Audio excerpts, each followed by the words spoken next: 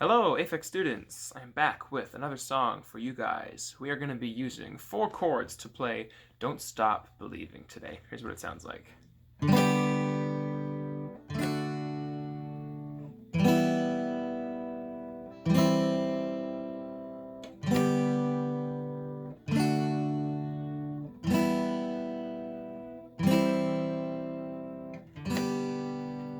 Now, I'm going to leave those chords in the description for you guys to print off so you can follow along. So get that in front of you and you can follow along with this video to see exactly how to hold these 4 chords.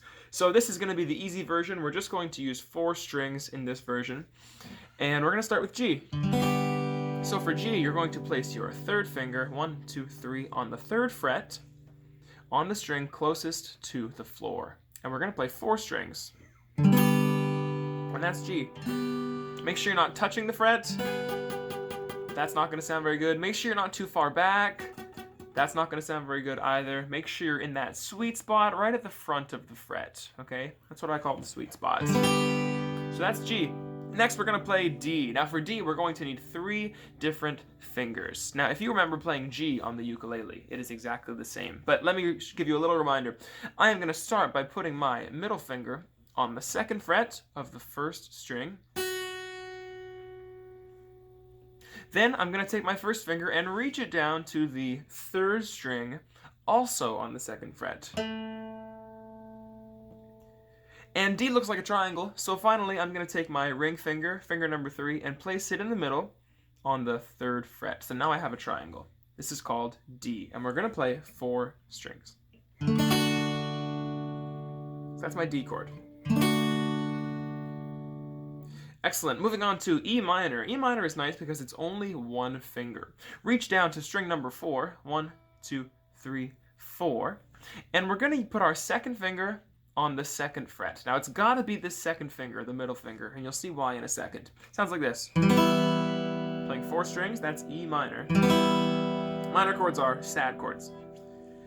And finally, we're going to play C. And all you have to do to get to C is to add your 1st finger on the 1st fret, 2nd string, which is right there. So now I'm holding both of those fingers, and that's it. Okay, tricky part here is make sure your fingers are nice and curly. If they're down like this, watch what happens.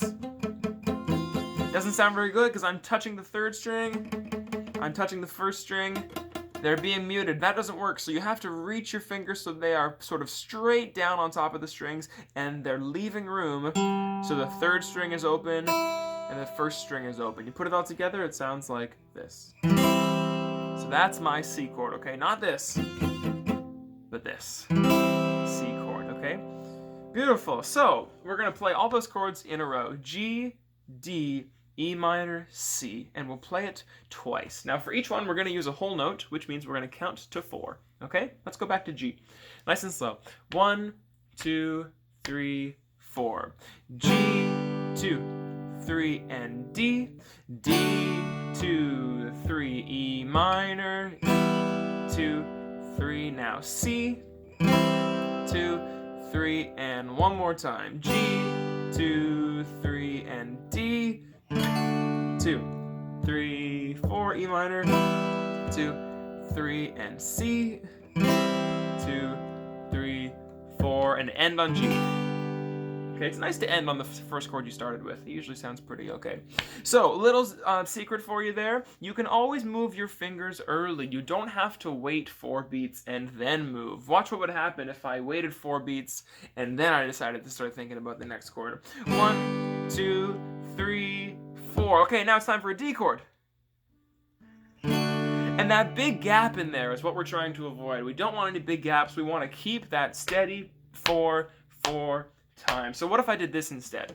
1, 2, 3, 4. 1, 2, 3, 4. So see how I was able to hit that note on the very 1st beat? That's the most important thing, is hitting it on that 1st beat. So as soon as you play that 1st chord, G, G, 2, 3, 4. By the time I get to beat 2, I'm already thinking about the next chord, so I can get ready and make sure I don't miss my spot, okay? E minor, 2, 3, 4, and C. And when you get to C, you don't even need to take this finger off at all. Just keep it held down and add that extra finger, the first finger.